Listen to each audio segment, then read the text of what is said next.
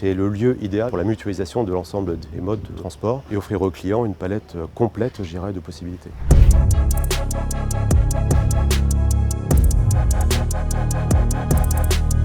Somaloir donc est un prestataire portuaire spécialisé dans les activités rouliers. À ce titre, nous offrons les services suivants: agent maritime, la manutention portuaire, gestion de parc et préparateur de véhicules neufs.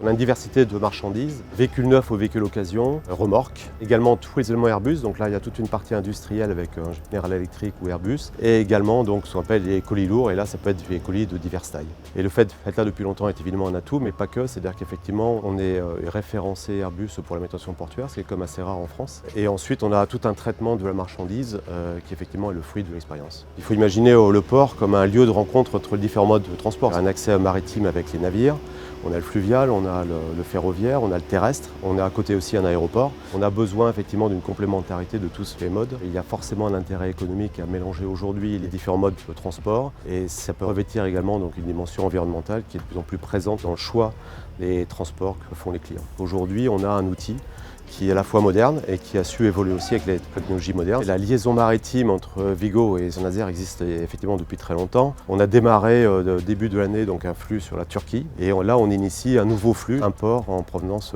d'Allemagne. Un des succès récents, c'est effectivement une ligne entre le Maroc et Montoire de Bretagne. On est vraiment sur des liaisons assez courtes, à la fois en temps, mais qui nous permettent effectivement d'avoir une multiplicité d'escales et d'avoir une certaine souplesse pour la marchandise. On offre une vraie alternative à la route. On se rend compte qu'il y a quand même beaucoup de marchandises qui circulent sur le territoire européen, de pouvoir offrir une alternative ou un complément, je dirais, à ce qui existe aujourd'hui, et pour moi une dimension et un essor assez important. L'enjeu de la décarbonation portuaire est extrêmement important. Le transport maritime sur ce sujet a beaucoup évolué et apporte aujourd'hui des solutions et des idées assez innovantes et de grande ampleur. Je pense effectivement à des carburants alternatifs, je pense à de la propulsion vélique, le branchement des navires à quai. À nous aussi de pouvoir effectivement offrir à nos propres clients, que ce soit les chargeurs, que ce soit les armateurs, je dirais une continuité dans la décarbonation des activités, et c'est extrêmement important pour nous. On est un des maillons importants de la supply chain, donc il faut à tout prix qu'on puisse répondre présent à ce rendez-vous.